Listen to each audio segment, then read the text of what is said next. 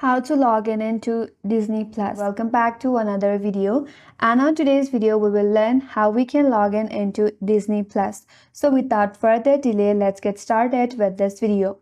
So first of all, you can either continue with the application or simply through the web browser. So here we will log in using the browser. So launch your preferred web browser in your mobile device.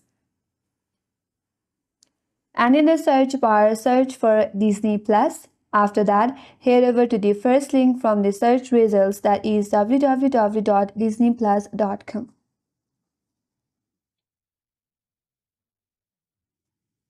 And if the Disney Plus is available in your region, then only you will be able to log into your account. In my case, it is currently not available.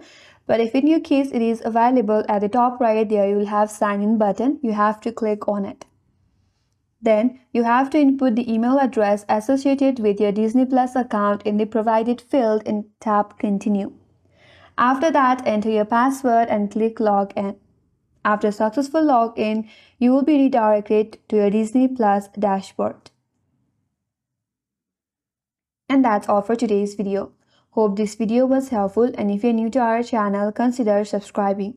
Thanks for watching and stay tuned for more videos.